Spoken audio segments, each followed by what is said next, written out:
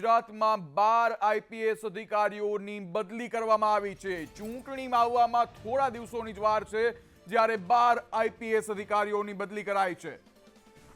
સમગ્ર રાજ્યમાંથી અલગ અલગ વિસ્તારોમાંથી 12 આઈપીએસને બદલી કરાવવામાં આવી છે। ગગનદીપ ગંભીરને એડમિન વિભાગના એડીજીપી બનાવાયા છે, જ્યારે રાઘવેન્દ્ર વત્સને સુરત ક્રાઇમના જેસીપી બનાવવામાં આવ્યા છે।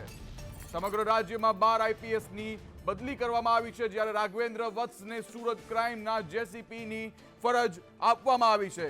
સાથે જ 12 આઈપીએસ અધિકારીઓની બદલી કરવામાં આવી છે। અમારા સંવાદદાતા હિરેન રાવલ સમગ્ર માહિતી સાથે જોડાઈ ચૂક્યા છે। હિરેન, શું છે સમગ્ર માહિતી? 12 આઈપીએસ અધિકારીઓની બદલીના આદેશો ગૃહ વિભાગ દ્વારા કરવામાં આવ્યા છે। ચૂંટણી પંચની મંજૂરી સાથે આ બદલી કરવામાં આવી છે। સીબીઆઈમાંથી ડેપ્યુટેશન પરથી પરત આવેલા 2 આઈપીએસ અધિકારી 2004 બેચના ગગનદીપ ગંભીરને બદલી સાથે એડીજીપી પોલીસ વહીવટ તરીકે મૂકવામાં આવ્યા છે। તો રાઘવેન્દ્ર વત્સ 2005ના આઈપીએસ અધિકારી સીબીઆઈમાંથી પરત આવ્યા છે, એમને સુરત ક્રાઇમમાં મૂકવામાં આવ્યા છે। એક પ્રકારે શરદ સિંઘલ 2006 બેચના આઈપીએસ અધિકારી છે, એમને અમદાવાદ ક્રાઇમમાં એડિશનલ કમિશનર તરીકે મૂકવામાં આવ્યા છે। નીરજ બડગુજરને એસીપી હતા, એમાંથી સેક્ટર 1 અમદાવાદ તરીકે તેમની બદલી કરવામાં આવી છે।